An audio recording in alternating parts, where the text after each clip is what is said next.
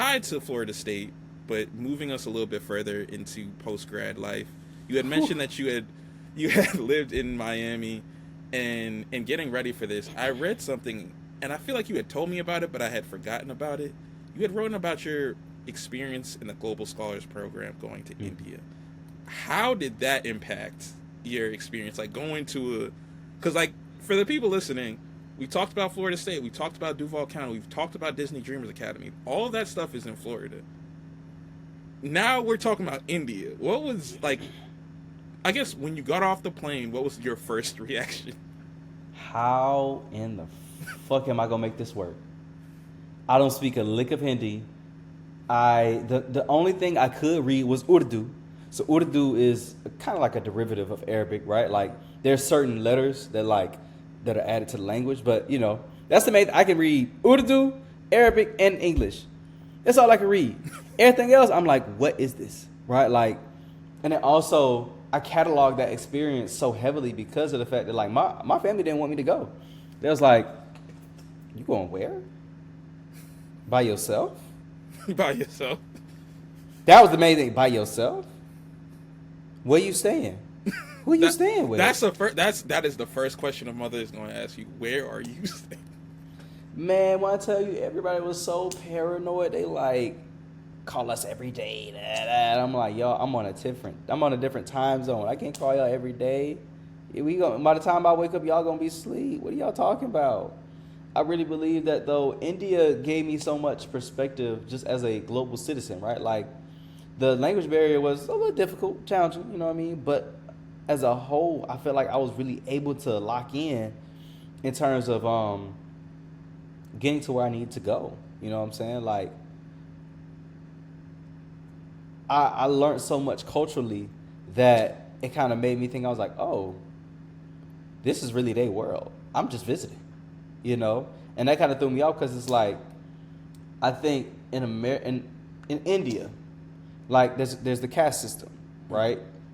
So I'm around people that have lower caste, higher caste, and stuff like that, and so I'm thinking about, I'm like, damn, like this is socioeconomic status.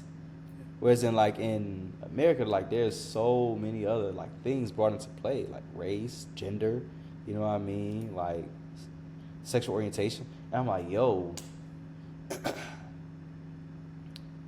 I'm grateful for my experience of being born in America, but I'm so thankful I was able to be in India at that time because, like, most of my people, they like, oh yeah, it's like dilapidated, it's nasty, which. There are some parts like that, but other parts of India, it's nice. Here. Yeah, they look like here. Yeah, I was like, but again, I'm so glad I went because I had to give that perspective. I had to give that insight, right? Like, and even right now, as I'm like applying to be an ambassador, like, I'm really gonna push the idea of like, yo, we need to see the world now more than ever. Like, we can't let the blinder of America be the thing that gives us all insight about where we should go, right? Like, I have a love-hate relationship with TikTok because it's democratized global citizenship, but also it's like, okay, not everybody's only focusing on like the positive. Like, we got to focus on the reality as well. Like, okay, you might be dehydrated while you walking around India. You know what I'm saying? Like, I had to get a whole camel pack. Literally, and I wore it around. Like, they was like, James, because what's funny is that like they didn't call me by my first name, they called me James. Because like when I said, oh, my name is Dwight, they said, it's Dwight James. I'm like, God, okay. So literally, man, it was just kind of funny how like I was able to gain so much insight. I was able to learn so much, and even like with the food, like there a lot of times folks eat with their hands. Me, I ate with my hands from time to time, but with me not really being used to doing it over there, I got sick once or twice. Oh, I tell you, I was so miserable. It was like, James, are you okay? I said no. I need something warm in my stomach. That way I can go to sleep.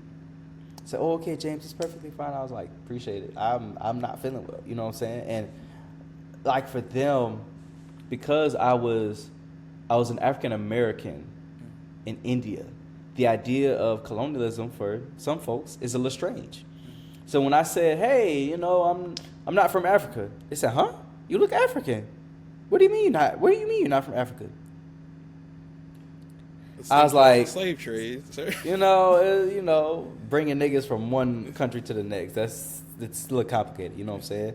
And so, like, I wrote about like that experience, right? Like of trying to explain colonialism, of trying to explain the slave trade to people that like that's not typically not taught to them.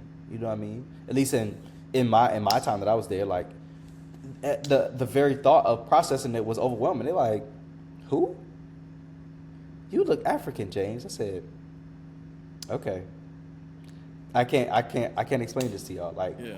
the cultural lens is a little different. You know what I'm saying? But honestly, that's the thing that made me embrace it more, because not everybody's gonna get it off the first dribble. You know, some people won't, and that's perfectly fine. And I think the more that we lean into the things that we don't know, and the more that we're willing to learn about things we don't know, I think that's when we have the most necessary, and when we have the best epiphanies, man. Like, I was thinking about myself, I said, what if I would have never went? You know what I'm saying? What if I would have, gave into what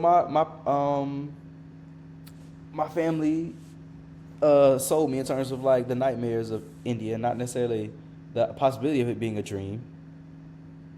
I often wonder, like, damn, would my experience be like XYZ 1, 2, 3? And I wouldn't trade that experience for anything. I feel like me going to India encouraged my family to see the world more. Like, prior to me going to India, I think I was the only person in my family with the passport. And it's funny because my passport was gifted to me. It was gifted to me. Like, that's crazy. One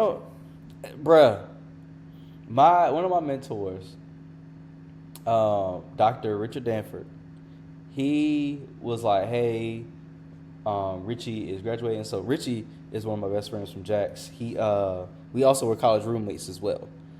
He went to FAMU, and like that was such a cool experience. Like having someone from back home live with me, you know what I mean? Like we elevated together, you know what I mean, from high school to even post grad, stuff like that. So like, he said, hey, we're going to DR to celebrate Richie. Do you want to go? I said, yeah. It was like, but Doc, I don't have a passport. He was like, oh, we'll take care of that. And when he said that, like, that activated something in my mind. I was like, I want to do that for somebody. I want to let someone know, yo, what are you worrying about? What are you worrying about? Just come to the airport. We got everything else. Sure. And I carry that with me. I carry that with me everywhere. Like, that experience alone changed my life, and that made me feel like I could really see the world. Yeah. I'm like, oh, okay. I can see some things now, you know?